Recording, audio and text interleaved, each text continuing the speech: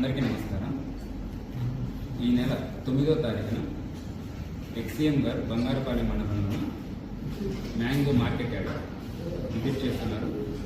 దానికి సంబంధించిన వచ్చిన అప్లికేషన్లో ఉదయం 11 నుంచి మధ్యాహ్నం 2 లోపు ఆ మార్కెట్ యార్డ్కి విజిట్ చేసి ఆ లోకల్గా ఉన్న ఫార్మర్స్తో ఇంటరాక్ట్ అవ్వడం, వాళ్ళతో మీటింగ్ పెట్టుకోవడం అనే ఉద్దేశంతో అప్లికేషన్ పెట్టడం జరిగింది. అప్లికేషన్ని మాజీ ఎమ్మెల్యే సునీల్ కుమార్ గారు సబ్మిట్ చేయడం జరిగింది.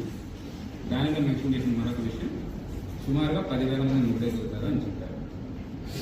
సో ఇచ్చిన అప్లికేషన్ యొక్క పర్పస్ మ్యాంగో ఫార్మర్స్తో ఇంటరాక్ట్ అవ్వడం, వాళ్ళతోనే మాట్లాడడానికి, వాళ్ళ కష్ట నష్టాలు తెలుసుకోవడానికి, అలానే ప్రభుత్వం ఏదైనా సరే చేస్తుందా, ఏం చేయట్లేదు అనే ఉద్దేశంతో వాళ్ళని మాట్లాడి వాళ్ళ దగ్గర నుంచి ఫీడ్బ్యాక్ తీసుకోవడానికి వస్తున్నారు. సో దీనికోసం మేము మొత్తం ఇప్పటివరకు ఫీల్డ్ విజిట్ చేయడం జరిగింది. అలానే హెలీప్యాడ్ ఎక్కడ ఉంది, మ్యాంగో మార్కెట్ యార్డ్కి ఏ రూట్లో వస్తుంటారు, దీని గురించి మొత్తం వర్కౌట్ చేయడం జరిగింది. ఈ వర్కౌట్ చేసిన తర్వాత మేము హెలీప్యాడ్ వద్ద సుమారుగా 30 మందికి మనం పర్మిషన్ ఇవ్వడం జరిగింది. అలానే కాన్వే వెహికల్స్కి పర్మిషన్ ఇవ్వడం జరిగింది. మార్కెట్ యార్డ్ దగ్గర రోజు 500 మంది రైతులకు పైగా వాళ్ళ వెహికల్స్లో వస్తుంటారు. సో ఈ మీటింగ్ కొరకు, ఇది పబ్లిక్ మీటింగ్ కాదండి, ఓన్లీ మ్యాంగో ఫార్మర్స్తో మాట్లాడడానికి, వాళ్ళతో ఇంటరాక్ట్ అవుతుంది ఇష్యూ కోసం వస్తాను కాబట్టి మనం మరొక 500 మందికి వచ్చి ఇంటరాక్ట్ అవ్వడానికి పర్మిషన్ ఇవ్వడం జరిగింది. సో మొత్తంగా మనం మార్కెట్ యార్డ్లో 500 మందికి, అలానే హెలీప్యాడ్ వద్ద 30 మందికి పర్మిషన్ ఇస్తాం. అండ్ ఎటువంటి ర్యాలీస్ కానీ అలానే రోడ్ షోస్ కానీ జరగకూడదని క్లియర్గా చెప్పడం జరిగింది. ఇది వరకు జరిగిన ఇన్సిడెంట్స్ చూసుకున్నట్లయితే 3 చోట్ల. మొదటిది మన సత్యసాయి జిల్లాలో రాప్తాడ్ నియోజకవర్గంలో ఒక ప్రోగ్రాం జరిగింది. అక్కడ పోలీసులు ఎక్స్క్లూజివ్గా చెప్పి స్ట్రాంగ్ బ్యారికేడ్ పెట్టించుకోమని, అలానే చాలా తక్కువ మంది రావాలి అని చెప్పేసి ఇన్స్ట్రక్షన్స్ పాస్ చేసినా కూడా ఎక్కువ సంఖ్యలో రావడం, అలానే హెలీప్యాడ్ లోపలికి ఎక్కువ మంది వచ్చేసేసి ఈవెన్ చాపర్ కూడా డ్యామేజ్ అవ్వడం జరిగింది. సో ఇది మొత్తం ప్లానే, అంటే విఐపి యొక్క సెక్యూరిటీని కూడా ప్రాబ్లం క్రియేట్ చేస్తుంది. అలానే ఇండివిజువల్ సెక్యూరిటీ, సో ఎవరైతే సివిలియన్స్ ఉన్నారో వాళ్ళకు కూడా సెక్యూరిటీ ప్రాబ్లం వస్తుంది. ఇది మొదటి ఇష్యూ.